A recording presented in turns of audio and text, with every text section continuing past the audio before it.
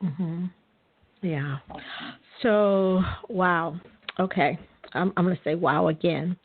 And the Mhm. reason why is so many of the things that you named are Mhm. impacting Mhm. people all at once. It's not like one of those things are happening, in our lives. It's the Mhm. finances, it's the job, it's the healthcare Mhm. crisis, it's the Mhm. stress of what's going on with the civil unrest. Like all of those things are pressing in on all Mhm. of us from every direction. And in Mhm. my own head, I'm thinking, processing everything that you're saying, and I'm Mhm. thinking about the emotions that I'm feeling just listening to Mhm. you as you mention Mhm. things. And my question is, in the journal and in the book, Mhm. like, how do you advise your readers to tackle the emotion that's going to come from walking out That's this good. journey to peace? That's good. That's a great question. As I was writing it, I was experiencing an emotional roller coaster. As I went to, um, going through the edits from my my editor, going through another emotional roller coaster. And then when I went through it again, when I talk about the book, I even, think about the fact that I need to be proactive, and I want the readers to be proactive because things are going to happen, right? Like, I think we can all agree things in life are going to happen. That's actually day one of the book.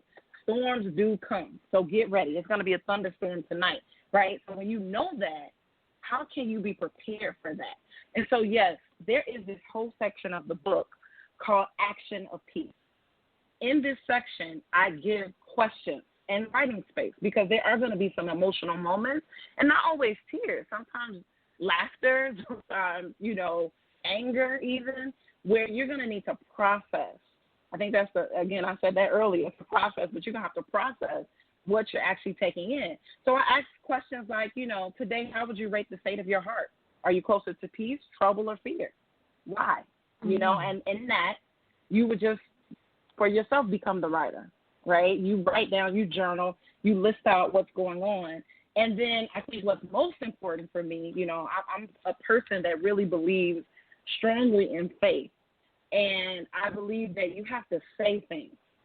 I don't think you can just, live this life without saying the right words out of your mouth. And so there's a declaration of peace after every day. And this declaration, for example, today I will live in peace. And I put the peace that Jesus gave me. Instead of being afraid or troubled, I will adopt peace as my lifestyle in both good times and challenging times. It's a short declaration. A lot of our readers have already started printing these, posting them, sharing them on social media. But I think more importantly, it's one of those things where just me as the author, I've had to go back to this book several times. Because I told you guys I wrote this book in October, but I didn't publish it until April. What has happened since October to April, right? All kinds of stuff that was going on in this world were happening, especially now. So this is kind of like, you may deal with some emotional responses or, things that may even trigger, but why not kind of deal with that in this moment? It's very cathartic, and it allows you the opportunity and the space to really deal with what you need to say. Get it off your chest, Well, tell us, brother. Yeah, powerful. tell us, Kristin. After the 21 days, what do your readers expect? What should they do? I know you said it's going to be a lifestyle and it'll be habitual. Will they be able to go back through the book and start over, or do you encourage them to write their own declarations? This is great. So at the beginning of the book, I write all of the readers a little letter, and I start to tell them a story. And I'm not going to share that story right now because it's a really good one, but it's not, anything that I share today. But it's a story that deals with how I even realized that I was living with anxiety. And so, and this book attacks three areas: depression, anxiety, and drama.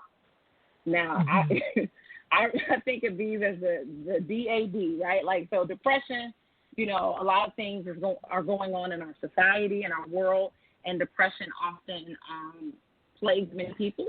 And I'm not even just talking about the clinical terminology of depression. I'm also talking about being locked up in your house, quarantine, can start to make you feel depressed a bit. So to answer your question, you most certainly can go back through this book. You don't have to follow it in any kind of way. You can go back as many times as you want. You can, you know, to me, this is like a reference book. I also, you know, like, what was it about depression? Let me go back over that. You know what I mean? Then on day 7, I have, it's titled Pressed But Not Depressed. So each day kind of reflects what it is that we're going through. And then in the letter, I just basically encourage after your 21 days to share the message with others, because there's no point of having internal peace without external responses with others that you encounter. So this book is about sharing it, but it's also about, you know, going back through it as many times as you need, because it is a lifestyle.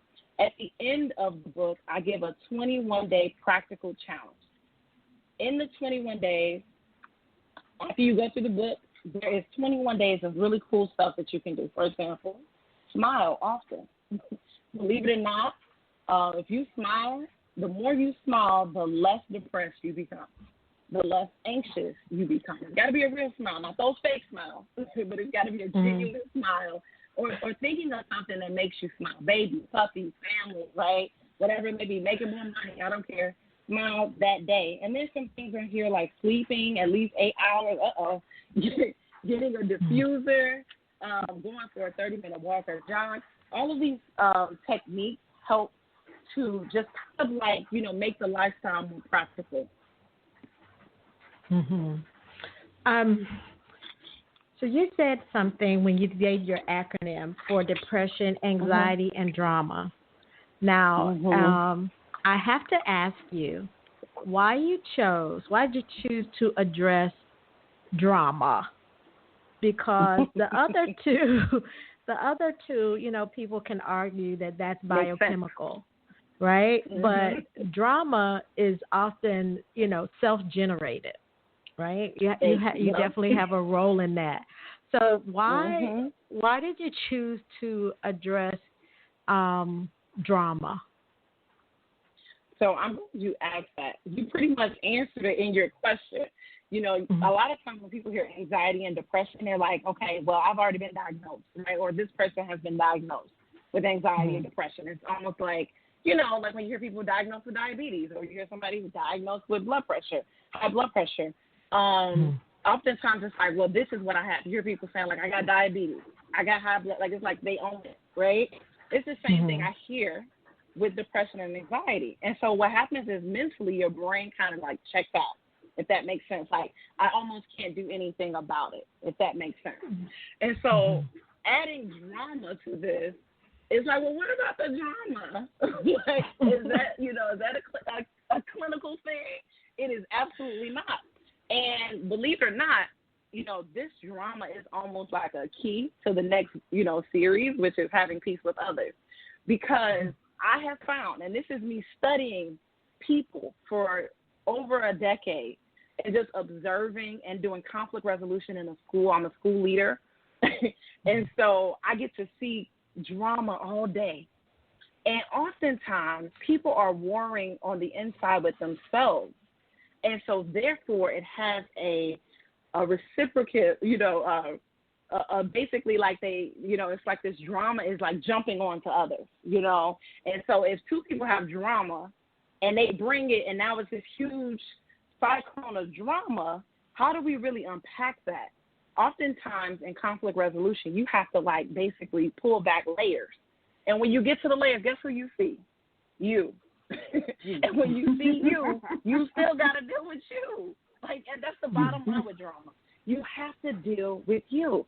I got into an argument with, well, not an argument, a misunderstanding with a friend. And the friend said, you know what, I'm going to need time to process that. So I'm over here. I'm an extrovert, and I want to talk through it. If you like me, you know, say something in your phone or something. But I'm an extrovert. I'm like, let's talk through it. I don't know if you ladies are like that, but This particular person was like, no, I want to process it.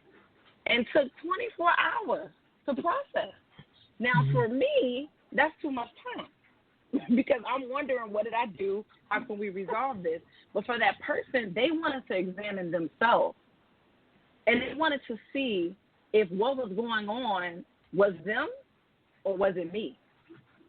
And I love that approach, right? Because so often when we have drama, it's almost as if, you know, we are ready to say what other people did. But when you kind of take that step back and say, what is disrupting my peace? Sometimes you're just irritable because you got a bad meal through the driveway. Or sometimes, you know, if you're going through your own personal thing, or sometimes something just irritated you, and that drama now becomes a larger issue. Yeah, I can definitely, like, yeah, I can see that. I know, I'm like speechless. I'm like, yeah, I can see all of that even play out in my own life. Sorry to interrupt, Lisa. You go ahead. Oh, no problem. You were talking about that. The first thing that came to my mind was transference of energy, and how when you're upset, you put it on somebody else, and that drama manifests, and it gets bigger and bigger and bigger. So I love how you said that. You know, you gave the comparison. You want to get it out. You want to talk about it right now, and your friend was like, "Oh no, I need to process this." You have to wait. Now, how does that interrupt your peace? Because I know you were like anxious and ready to get that resolved. How did you deal with that?